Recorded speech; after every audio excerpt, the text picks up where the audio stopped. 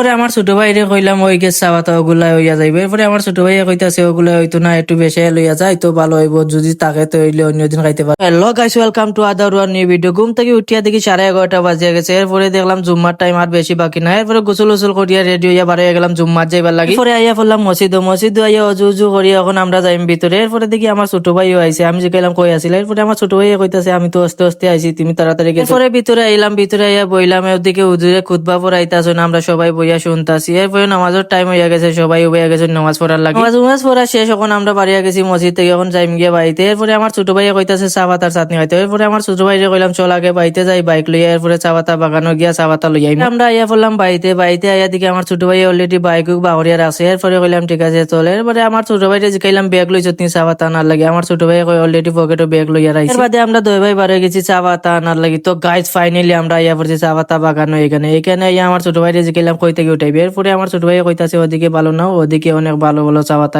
আছে। এরপরে আমি কইলাম ঠিক আছে আর চল ওদিকে। এরপরে আইয়া পড়ছি ওদিকে আওয়া বাদে আমি উঠানিত লাগি গেছি চা পাতা। এরপরে আমার ছোট ভাই কইতাছে আলি আগা ওগুলা লইও ঘুরি লইবে না। এরপরে কইলাম ঠিক আছে সমস্যা না, ওগুলা লইম। এরপরে আমার ছোট ভাইরে কইলাম ওই গেছ চা পাতা ওগুলা হইয়া যাইবে। এরপরে আমার ছোট ভাই কইতাছে ওগুলা হইতো না, একটু বেশি লইয়া যায় তো ভালো হইব, যদি তাকে তো হইলে অন্যদিন খাইতে পারবো। এরপরে আমার ছোট ভাইরে কইলাম এইটা বেশি নিলে নষ্ট হইয়া যাইবে একদিন থাকলে। এরপরে আমার ছোট ভাই কইতাছে ফ্রিজের মধ্যে রাখলে নষ্ট হইতো না। এরপরে কইলাম ঠিক আছে তে একটু বাড়ে লইয়া এলে। তো এখন চা পাতা উঠা নি শেষ, এখন আমরা যাইম গিয়া বাড়িতে। আমার ছোট ভাইরে কইলাম চা পাতার চাটনি খাইতে কি কি লাগে। এরপরে আমার ছোট ভাই কইতাছে ইম্পর্টেন্ট তো ডায়মন্ড লাগবে। এর বাদে আমরা আইয়া পড়ছি একটা বসিমালার দোকানে ডায়মন্ড লইবার লাগে। এরপরে আমার ছোট ভাইরে জিগাইলাম আর কি কি লাগে। এরপরে আমার ছোট ভাই কইতাছে আর কিছু লাগতো না, আর যেগুলা লাগে ওগুলা বাড়িতে আছে। এরপরে কাকুরে কইলাম 100 টাকা ডায়মন্ড দেবে, 100 টাকা ডায়মন্ড লইলাম। এরপরে আমি কইলাম ঠিক আছে এখন চলো যাই গিয়া ডায়মন্ড লওয়া শেষ। এরপরে আইয়া পড়ছি বাড়িতে আইয়া প্রথমে সিরা দিছি, এরপরে পেঁয়াজ কাটিয়া দিছি, এদিকে মুড়ি ফিসটাছি মুড়ি দিবার লাগি। এরপরে ডায়মন্ড ডাললাম, ডায়মন্ড ডালিয়ে মাখাইলাম।